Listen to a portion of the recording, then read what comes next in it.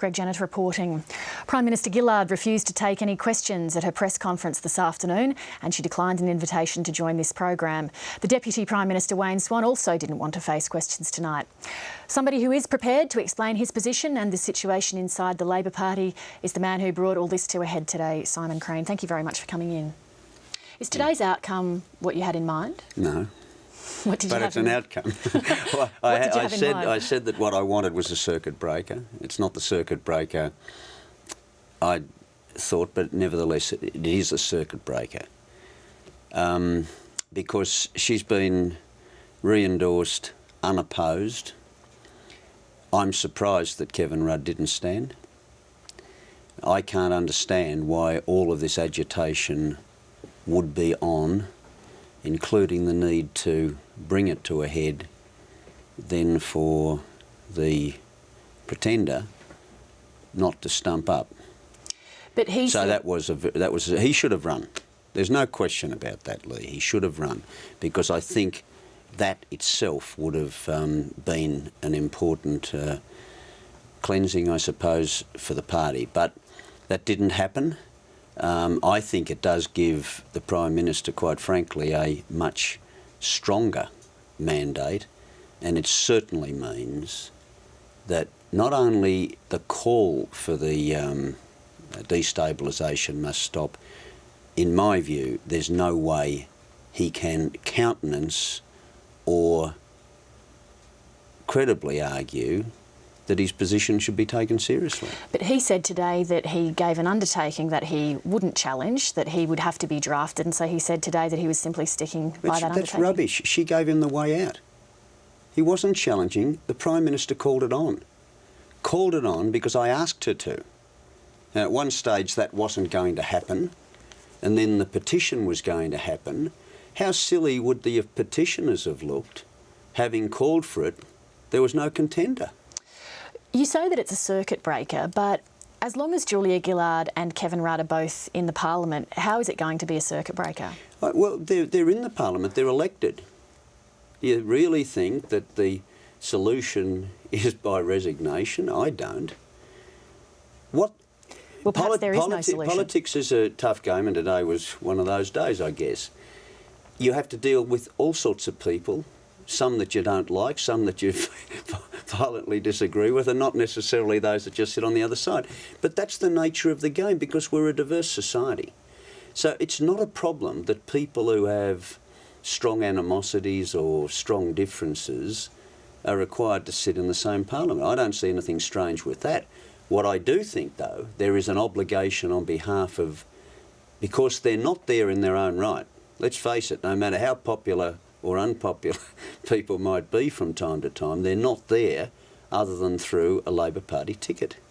And therefore, they have to do the right thing by the party, not just advancing their own personal interests. That's why the decision that I took today, even though it didn't achieve the result that I would have argued should have been achieved, I did in the interests of the Labor Party. Do you have any regrets about the path you took today? No, I don't. I don't have any regrets whatsoever about the path that I took, because I did it out of no personal gain, out of no animosity to Julia, who I go back a long time with.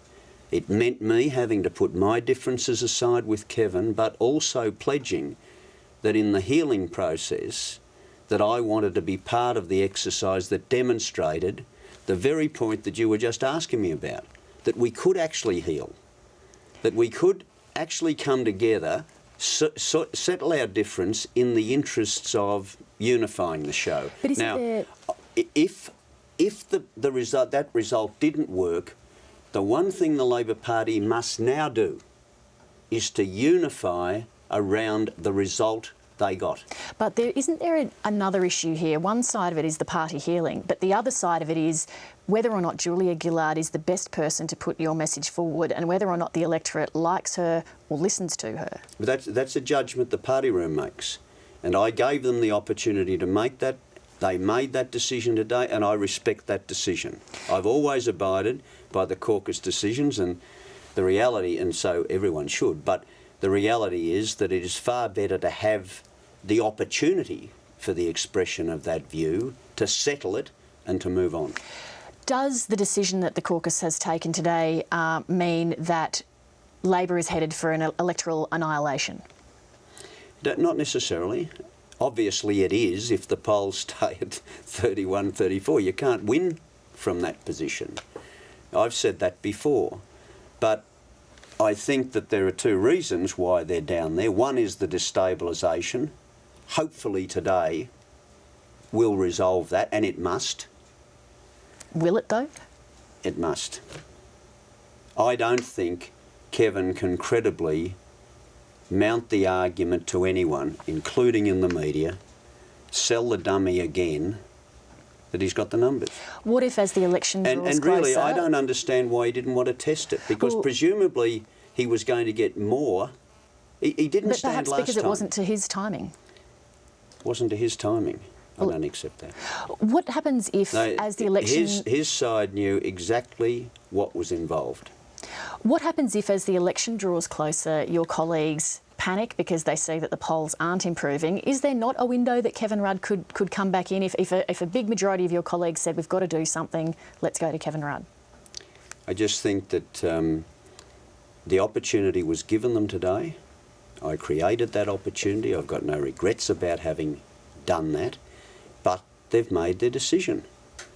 That's what they've got to live with, adhere to, and move on from. Do you think that Julia Gillard and her office have a realistic view of how her leadership is perceived in the electorate? I think that there's a realisation that partly that the destabilisation hasn't helped. I know what that's like because I'd lived through it. But I don't believe that it's just that. So clearly there has to be a firmer hand, a better set of processes, and we have to get greater clarity of, message in terms of, what we want to be judged by. So how does she get that clarity of message? I think that she'll know what to do, and I wish her the best. I will play whatever supportive role I can in the interests of the party. I always have been a party man, but not just because it's blindness to the party. I've been part of a party that has changed this nation, done the good things by the Australian nation. That's the exciting thing to be involved in. The Hawke Keating legacy, the boldness, the inclusion, the consensus operations, all of those things. Taking hard decisions, but bringing people with you, engaging them, persuading them, convincing them of your purpose. That's what a Labor Party is good at. And it's at its best when it does it properly. We've got a crew that is capable of doing it properly, and I don't understand why we don't put that best, proper foot forward all the time. Now, if we start doing it all the time, not just some of the time, if we do it all the time and we get rid of the static, then we present as a real alternative. We inspire a nation again.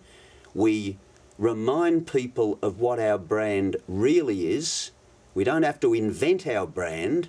At the moment, we're doing a lot to take people's minds off what it was. We don't have to reinvent it. We just have to reinforce it, rebuild it, and present a positive image going forward. Simon Crean, thank you very much. Pleasure.